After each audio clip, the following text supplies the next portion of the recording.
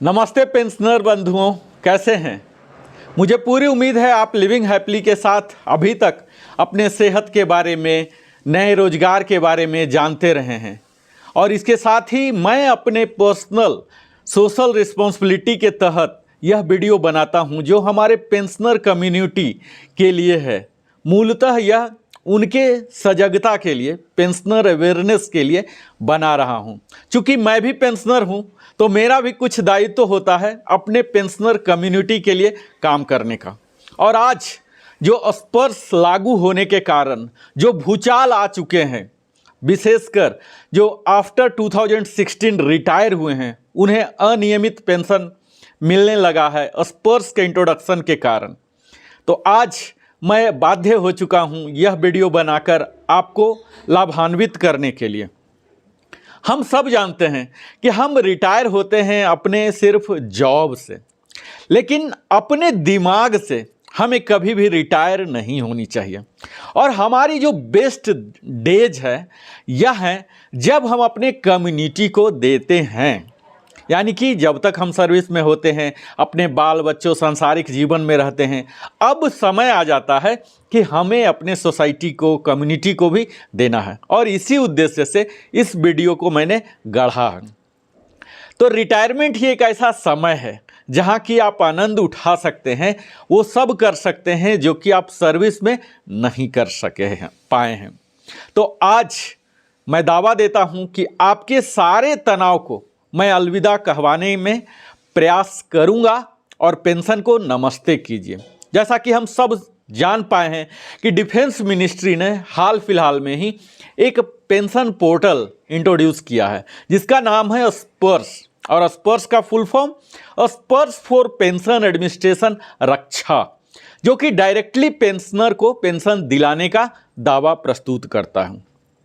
तो अब बात आती है कि यह जो भूचाल मच गई, कई लोगों को पेंशन नहीं मिला, या धीरे धीरे तथाकथित सारे डिफेंस पेंशनर का पेंशन डिसबर्स स्पर्श से ही होना है। तो आज इस बात को आप नकार नहीं सकते कि आपको थोड़ा डिजिटल ज्ञान बढ़ाना पड़ेगा। और यह इसकी शुरुआत है कि आप स्पर्श को यूज कैसे करें। जैसा कि न्यूज आ रहा है इस महीने में, अप्रैल के एंड में, कि 58,275 पेंशनर को पेंशन नहीं मिला इस अप्रैल महीने में, जो कि सचमुच जो पेंशनर्स जो एकमात्र उनका सिंगल अर्निंग सोर्स था, उनके लिए बड़ा परेशानी सामना करना पड़ा। तो अभी एमओडी ने वन टाइम वेवर तो दे दिया है, जो कि अप्रैल का दिलवा दिया, लेकिन इसके साथ ही उन्हें 25 मई 2022 तक यह लाइफ सर्टिफिकेट जमा करना पड़ेगा। अब वे पेंशनर जो कि स्पर्श के बारे में नाम ही नहीं सुने, लॉगिन ही नहीं किए, तो लाइफ सर्टिफिकेट कहां से जमा करेंगे। तो यह तो उनके बहुत दूर की बात हो गई।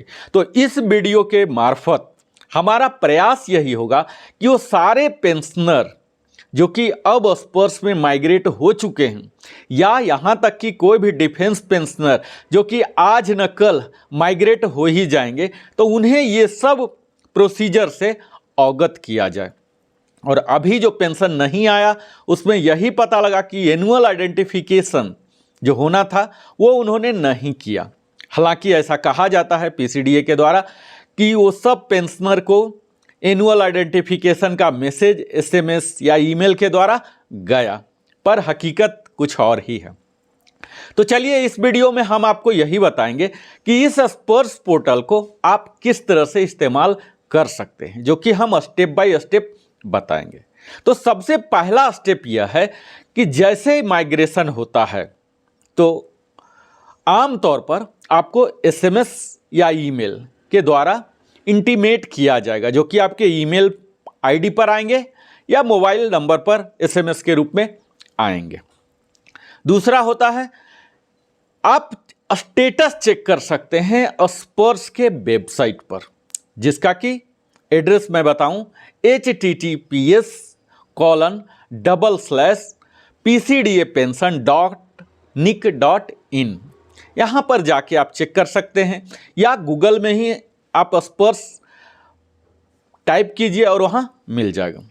तीसरा स्टेप है कि आप सेलेक्ट कीजिए मोड को। जब आप उस वेबसाइट में जा चुके हैं स्पर्श में, तो किस तरह से आप सर्च करना चाहते हैं, मैं आपको स्क्रीन वाइज भी ले जाके एक एक करके दिखाऊंगा। तो आपको यह सेलेक्ट करना है कि वहाँ ओल्ड पीपीओ का ऑप्शन होगा, रेडियो बटन जिसे क्लिक करना है, दूसरा service number, regiment number, IC number या जीपीएफ नंबर होंगे या फिर अकाउंट नंबर होंगे। तो ये 3 क्रेडेंशियल आपके पास अवश्य ही होंगे। इन तीनों क्रेडेंशियल में से किसी एक को आप सेलेक्ट कीजिए और वहाँ टेक्स्ट बॉक्स है, उस टेक्स्ट बॉक्स में आप बैंक अकाउंट नंबर डाल सकते हैं, अपना सर्विस नंबर या ओल्ड पीपीओ नंबर कुछ भी डाल दीजिए। उसके बाद कैप्चा आपको डालना पड़ेगा, कैप्चा डाल के सबमिट बटन कीजिए। और इसके साथ ही आपके अगर डाटा हैं यानी कि माइग्रेट हो चुके हैं तो वहाँ डाटा फेच हो जाएंगे, और फेच होने के बाद आप अपना डाटा को वहाँ देख सकते हैं, जहाँ कि आपको न्यू पीपीओ भी मिलेगा। न्यू पीपीओ वहाँ से आपको नोट कर लेना है और तब आप समझ जाइए कि आपका स्पर्श में माइग्रेट हो चुका है। अब जब आपने न्यू ई पीपीओ जो स्पर्श पीपीओ है, यह नंबर अक्सर आर्मी वाले का 1 से सीरीज होता था ई पीपीओ शुरू, अब वो 2 से हो रहा है। नेवी वाले का 2 से होता था, अब वो 4 से हो रहा है।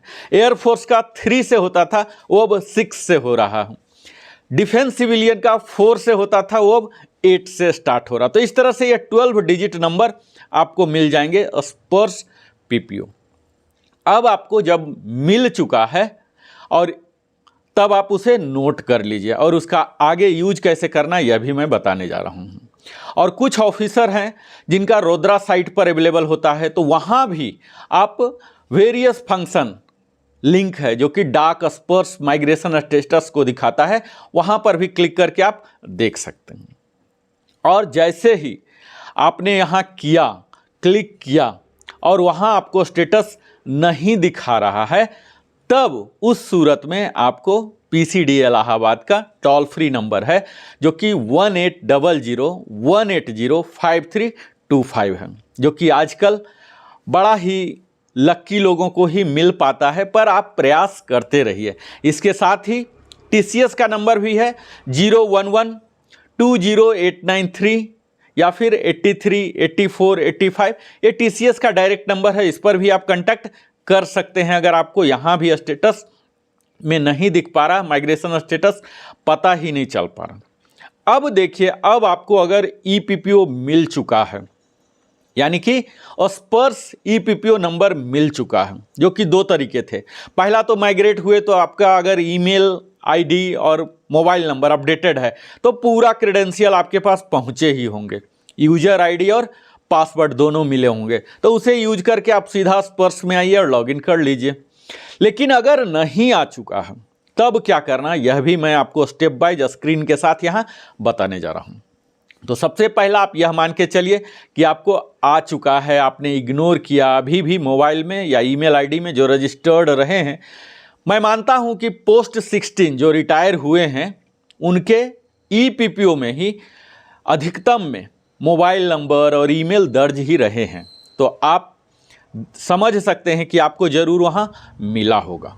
उसी आईडी को यूज कर स्पर्श में जाइए और वहाँ लॉगिन कीजिए। और अगर नहीं है तो आप हमारे यहाँ बताए हुए तरीके से जो स्पर्श ई पीपीओ मिला उसमें आप सफिक्स कर दीजिए। क्या करना सफिक्स, अगर रेगुलर पेंशनर हैं तो 01 सफिक्स कर लीजिए, और अगर फैमिली पेंशनर हैं तो 03 सफिक्स कर लीजिए। यानी कि आपका जो स्पर्श ई पीपीओ आईडी था, ई पीपीओ नंबर था, वो 12 डिजिट का, अब उसमें 2 डिजिट 01 या 03 आप लगा लीजिए, तो यह 14 डिजिट का हो गया। यही आपका यूजर आईडी लाइफ लॉन्ग रहेगा।